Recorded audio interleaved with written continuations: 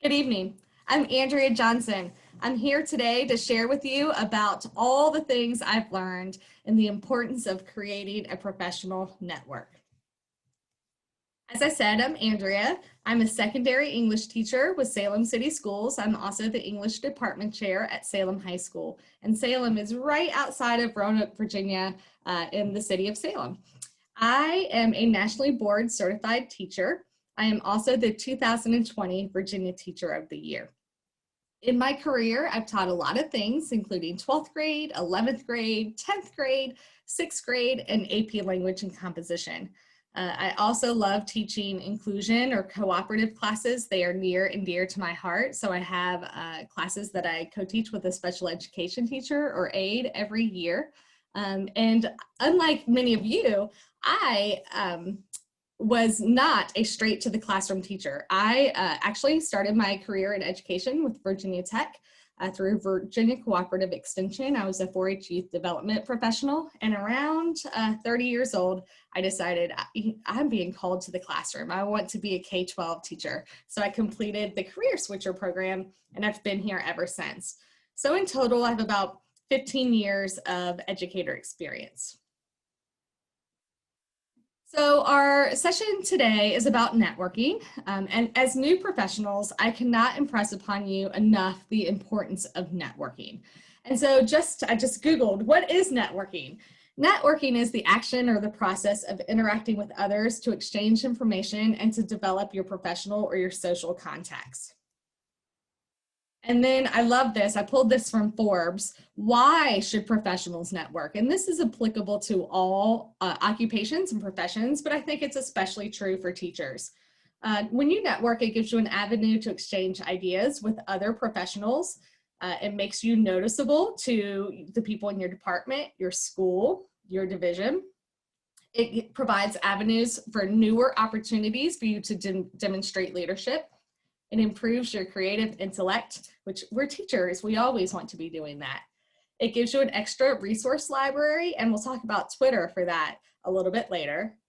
It gives you support from high-profile individuals, be that your department chair or your principal or other administrative positions in your division. If you do it well, networking allows you to have growth in status and self-confidence. And ultimately, it provides you the sort of long-lasting relationships that you really want to foster to stay in the teaching profession. And so I'm going to share with you today what I have picked up over my career. These are the things that have really worked for me as I have developed my reputation and sort of my foundation of who I am as a teacher, and the sort of teacher I want to show up to be, and how I've done that through networking.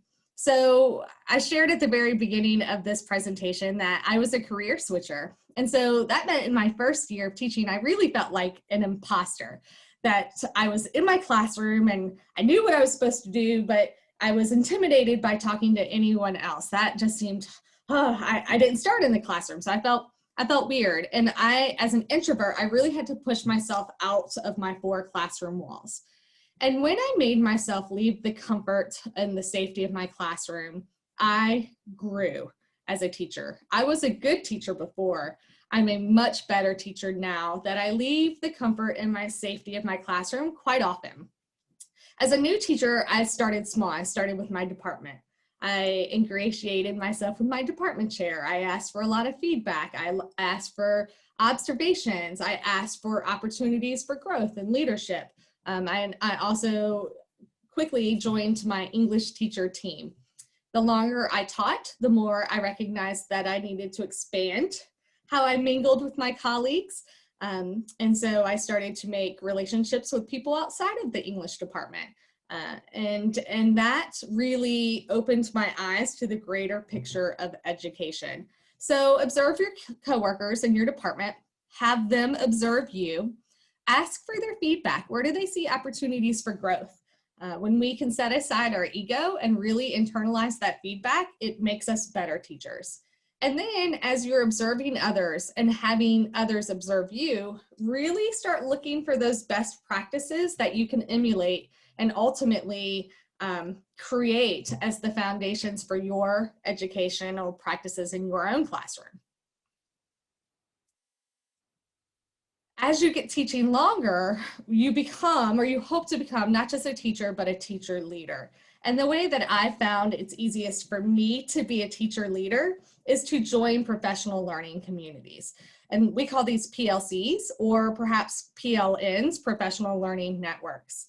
And so at the beginning of my teaching career, what this looked like for me was when administrators or supervisors or department chairs would ask me to serve on work committees, even if they weren't ones I particularly loved, I would say yes. I wanted to be seen by my colleagues and my administrators in my division as a team player. But the more I served on different various PLCs or PLNs, the more I realized this was giving me an opportunity to go back to number one and mingle with coworkers, to learn more about the bigger picture of education, and really expand how I saw myself in the bigger system of the school system. And I have found that now I've been teaching for a while, I still say yes when I'm asked. But I also have found that it is important for me to advocate for myself. I ask to be on committees that I want to be a part of. I ask if there's an opportunity to form a PLC about an educational issue I'd like to learn more about. And now I'm department chair, so I can form those PLCs. And we've been working on those in my department for aligning research or aligning curriculum, or in the future, we'll be working on culturally responsive text, and aligning that across our department. So how are you going to be a team player within your department, within your school, within your division? How can you say yes to opportunities that allow you to be a teacher leader? How can you seek out those opportunities on your own, or ask if these opportunities could be creative for you to be a part of? And then along with that, as you can, as your resources allow, joining professional teaching organizations. I have found this to be one of my best resources for really pushing my practices. It's great to think, I know what I'm doing in my classroom. I love to go see my classrooms or my friends and my coworkers' classrooms, but then to read the research about what really makes research-based education work and how to push my practice further, I have found that these are the places to go that have really helped me. So VASCD, which you are here, you're seeing this through VASCD, and then the umbrella organization, ASCD. I love both of these organizations. They've taught me a lot about the sort of educator I want to be. And then joining teaching organizations in your content area. And there are a lot. I've just picked a handful. So the National Council for the Teachers of English, or the National Council for History Educators, or the National Councils for the Teacher of Math, or the National Science Teacher Association, et cetera, et cetera. There are lots. And here you will get really focused feedback about best practices for your content area. And often within these national organizations, there are state affiliations too. So for me, I've been a part of VATES, which is the Virginia Association of Teachers of English. I love going to the conferences. I love reading the newsletters. I love reading the magazines. All of these things that come to me give me opportunities for me to learn from others who are master teachers and to get better at my craft. And I'm kind of late to the Twitter game, but when I became Teacher of the Year, one of the first questions I got was, are you on Twitter? And I said, no, I made a Twitter account years ago, but I never did anything with it. And I was recommended by previous Teachers of the Year, you need to harness the power of Twitter. And so I was a little resistant, and then I said, okay, let me join Twitter. And as soon as I jumped into this world of edu-Twitter, which I didn't even know is a thing, but it is a thing, I found all of these master educators that are sharing incredible content about the things that I wanted to learn more about. And so for me, I follow a lot of master English teachers. I'm really big into culturally responsive text. So I'm following teachers in the Disrupt Text movement, which means we're putting books in the hands of kids that reflect who they are, not always just the traditional canon. I'm a Teacher of the Year, and And if you are a teacher of the year, or if you're not, or maybe one day you will be, there are years and years worth of teachers of the year on Twitter. I follow a lot of them, national teachers of the year, professors of different content areas that it will just really blow your mind. It's the best free professional development that I've ever experienced, right at my fingertips. And so you kind of have to cultivate who you want to follow. So you want to follow educators that challenge you, and also who freely share resources. And there are a lot. There are Twitter chats, so you can join those and you can be a part of the conversation. And if you've never used Twitter, or if you are wondering how to use Twitter as an educator, there are really great resources. Edutopia posts some, but you can just literally Google how to use Twitter as a teacher, and you will get tutorial after tutorial, how to make your follow group, who to follow, what the chats are, chats for your discipline area. It's really amazing. I wish I had joined it sooner. And then what I have found in my past couple years on Twitter, and I think you will find too as a new teacher, what's so powerful about Twitter is it allows you to cultivate your teaching persona.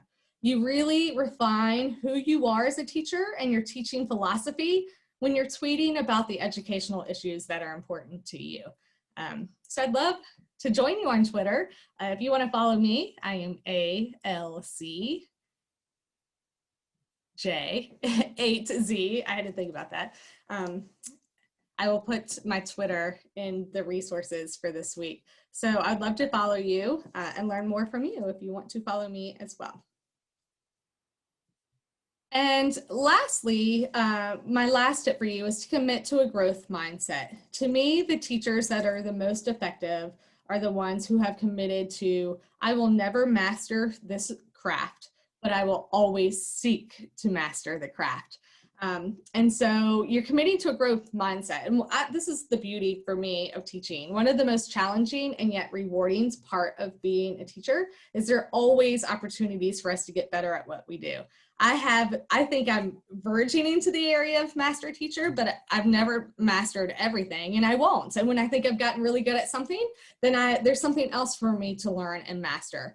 And so I found that the key to this, for me being really happy and successful as a teacher, is to surround myself with educators that encourage me to strive for mastery, and to always want to get better.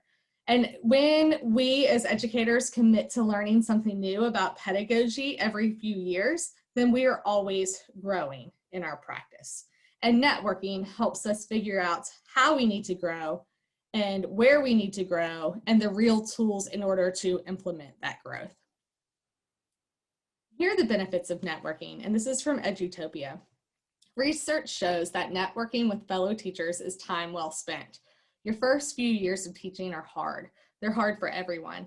And yet 80% of teachers said that networking encouraged them to remain in the classroom. And that's what we want. We want really effective teachers to stay in the classroom. And then 90% of teachers said that networking improved their teaching practice. So we get good at teaching and then we strive for getting better. That's our goal. And why? This is why. It's not just for our own sort of growth and well-being, but ultimately our why is our kids. It's why we do our job. If we are becoming more effective educators, then we are providing the conducive learning environment for our students to learn, and to learn not just content, but how to be humans. So right here, this picture, the kids, they're the reasons why we want to network, why we want to get better at our craft. And then this is just my advice to you. So my words to you: be committed to discovering the best instructional practices that allow you to effectively educate the whole child. Seek out networks that teach you how to build relationships and classroom community with your students, that teach you how to seamlessly integrate social emotional learning into your content area, and how to incorporate culturally responsive teaching practices so that all the children in your room feel seen, heard, and loved. If you can do those things, you are an effective teacher of the whole child. And by seeking out networks that better us in these areas, We teachers have the ability to shift the cultures of our school systems towards a future that is equitable for all students. And that's what we want: equity, opportunity, love for all of our students. Good luck. Here's my contact information. If you ever want to network with me, ask me questions, seek advice, follow me on Twitter. All my information is right here. So Andrea Johnson, I'm at ajohnson@salem.k12.ba.us, and then Twitter, ALCJ01. I hope to see you soon. Good luck.